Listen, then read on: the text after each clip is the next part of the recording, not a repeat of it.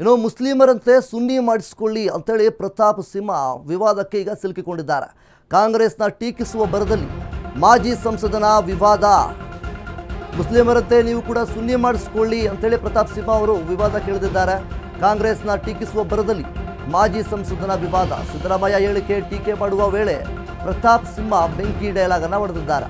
ಯುಗಾದಿಯಲ್ಲೂ ಮಾಂಸ ತಿನ್ನು, ದೀಪಾವಳಿಯಲ್ಲೂ ಮಾಂಸ ತಿನ್ನು, ಮುಸ್ಲಿಮರಂತೆ ಸುನ್ನಿ ಮಾಡಿಸ್ಕೊಳ್ಳಿ ಅಂತೇಳಿ ಪ್ರತಾಪ್ ಸಿಂಹ ಅವರು ಇಲ್ಲಿ ಗರ್ಜನೆ ಮಾಡಿದ್ದಾರೆ. ಸಿದ್ದರಾಮಯ್ಯ ಮುಸ್ಲಿಮರ ಓಲೈಕೆ ಮಾಡ್ತಿದ್ದಾರೆ. ಸಿದ್ದರಾಮಯ್ಯ ವಿರುದ್ಧ ವಾಗ್ದಾಳಿ ನಡೆಸ್ತಾ ಹಿಂದುತ್ವ ಕಾರ್ಡನ್ನು ಪ್ಲೇ ಮಾಡಿದ್ರು.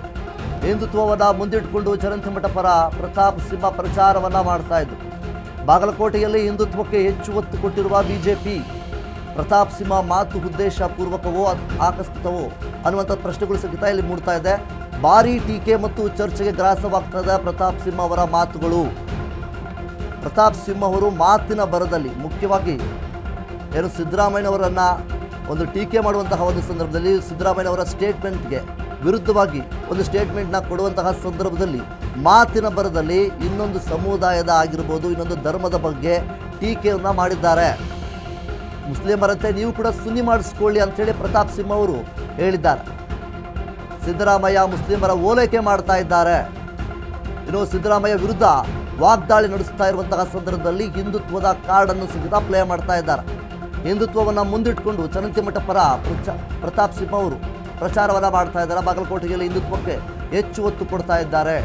ಪ್ರತಾಪ್ ಸಿಂಹ ಮಾತು ಉದ್ದೇಶಪೂರ್ವಕವೋ ಅಥವಾ ಆಕಸ್ಮಿಕವೋ ಅನ್ನುವಂಥದ್ದು ಕೂಡ ಒಂದು ಕಡೆ ಪ್ರಶ್ನೆ ಆಗಿದೆ. ಉದ್ದೇಶಪೂರ್ವಕವೋ ಆಕಸ್ಮಿಕವೋ ಅನ್ನೋದಕ್ಕಿಂತ ಹೆಚ್ಚಾಗಿ ವಿಜೃಂಭಣೆಯಿಂದ ನಡೀಬೇಕು ಅಂತಂದ್ರೆ ಮೊನ್ನೆ ಸಿದ್ದರಾಮಯ್ಯನವರು ಒಂದು ಹೇಳಿಕೆ ಕೊಡ್ತಾರೆ.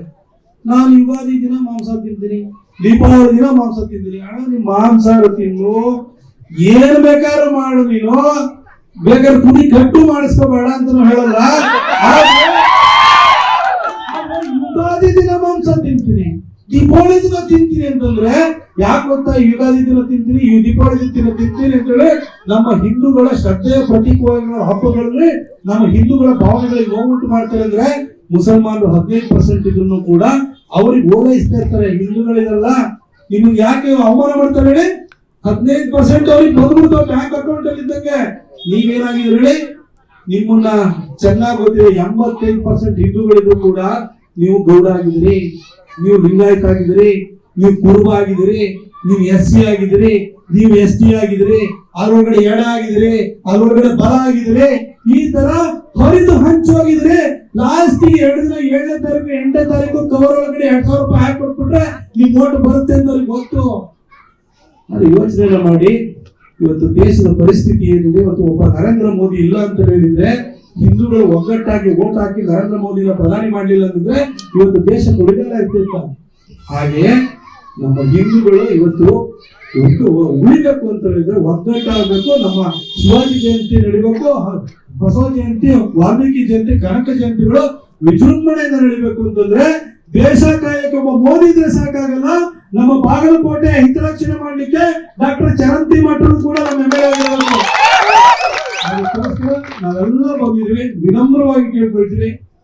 ನೀವೆಲ್ಲ ಜಾತಿಯಾಗಿ ಒಡೆದೋಗ್ಬೇಡಿ, ಹಿಂದೂಗಳಾಗಿ ಒಗ್ಗಟ್ಟಾಗಿ ಓಟ್ ಕೊಡಿ. 2028ಕ್ಕೆ ಮತ್ತೆ ಭಾರತೀಯ ಜನತಾ ಪಕ್ಷದ ಸರ್ಕಾರ ರಾಜ್ಯದಲ್ಲೂ ಬರುತ್ತೆ ಅನ್ನೋ ಸೂಚನೆಯನ್ನ ಬಾಗಲಕೋಟೆ ಜನ 2 ವರ್ಷ ಮೊದಲೇ ಇಡೀ ರಾಜ್ಯಕ್ಕೆ ಕೊಡುವಂತ ಒಂದು ಅವಕಾಶ ಲಭ್ಯವಾಗಿ. ಮೊನ್ನೆ ಸಿದ್ದರಾಮಯ್ಯನವರು ಒಂದು ಹೇಳಿಕೆ ಕೊಡ್ತಾರೆ. ನಾನು ಯುಗಾದಿ ದಿನ ಮಾಂಸ ತಿಂತೀನಿ, ದೀಪಾವಳಿ ದಿನ ಮಾಂಸ ತಿಂತೀನಿ. ಅಣ್ಣ ನೀನ್ ಮಾಂಸಾಹಾರ ತಿನ್ನು, ಏನ್ ಬೇಕಾದ್ರೂ ಮಾಡು, ನೀನು ಬೇಕಾದ್ರೆ ತುದಿ ಕಟ್ಟು ಮಾಡಿಸ್ಕೋಬೇಡ ಅಂತ ಹೇಳಲ್ಲ. ಯುಗಾದಿ ದಿನ ಮಾಂಸ ತಿಂತೀನಿ, ದೀಪಾವಳಿ ದಿನ ತಿಂತೀನಿ ಅಂತಂದ್ರೆ ಯಾಕೆ ಗೊತ್ತಾ? ಯುಗಾದಿ ದಿನ ತಿಂತೀನಿ, ದೀಪಾವಳಿ ದಿನ ತಿಂತೀನಿ ಅಂತೇಳಿ ನಮ್ಮ ಹಿಂದೂಗಳ ಶ್ರದ್ಧೆಯ ಪ್ರತೀಕವಾಗಿರುವ ಹಬ್ಬಗಳಲ್ಲಿ ನಮ್ಮ ಹಿಂದೂಗಳ ಭಾವನೆಗಳಿಗೆ ನೋವುಂಟು ಮಾಡ್ತಾರೆ. ಅಂದ್ರೆ ಮುಸಲ್ಮಾನರು 15% ಇದ್ರು ಕೂಡ ಅವ್ರಿಗೆ ಓಲೈಸ್ತಾ ಇರ್ತಾರೆ. ಹಿಂದೂಗಳಿದಲ್ಲ, ನಿಮ್ಗೆ ಯಾಕೆ ಅವಮಾನ ಮಾಡ್ತಾರೆ ಹೇಳಿ? 15% ಅವ್ರಿಗೆ ಬಂದ್ಬಿಡ್ತಾವ ಬ್ಯಾಂಕ್ ಅಕೌಂಟ್ ಅಲ್ಲಿ ಇದ್ದಂಗೆ. ಡಯಾಬಿಟಿಸ್ಗೆ ಮೆಡಿಸಿನ್ ತಗೊಂಡು ಶುಗರ್ ಕಂಟ್ರೋಲ್ ನಲ್ಲಿದ್ದೀರಾ? ಆದ್ರೆ ಸತ್ಯ ಏನ್ ಗೊತ್ತಾ? ಅವು ರಕ್ತದ ಶುಗರ್ ಲೆವೆಲ್ ಅನ್ನ ಕಡಿಮೆ ಮಾಡ್ತವೆ ನಿಜ, ಆದ್ರೆ ದೀರ್ಘಕಾಲದವರೆಗಲ್ಲ. ಹೃದಯ, ನರಮಂಡಲ, ಕಿಡ್ನಿ, ಲಿವರ್ ಮೇಲೆ ಒತ್ತಡ ಬೀರುತ್ತೆ. ಒಂದು ಹೋಗಿ ಇನ್ನೊಂದಾಗುತ್ತೆ. ಮೆಹಾಟೋನ್ ಕೇರಳದ ಆಯುರ್ವೇದ ಫಾರ್ಮುಲೇಷನ್. ಇದು ಶುಗರ್ ಮಾತ್ರ ಕಂಟ್ರೋಲ್ ಮಾಡಲ್ಲ, ಇಡೀ ಮೆಟಾಬಾಲಿಕ್ ಬ್ಯಾಲೆನ್ಸ್ ಅನ್ನೇ ರಿಪೇರಿ ಮಾಡಿಬಿಡುತ್ತೆ. ಮೆಹಾಟೋನ್ ದೀರ್ಘಕಾಲದ ಸಹಜ ಜೀವನಕ್ಕೆ ಸಹಾಯ ಮಾಡುತ್ತದೆ.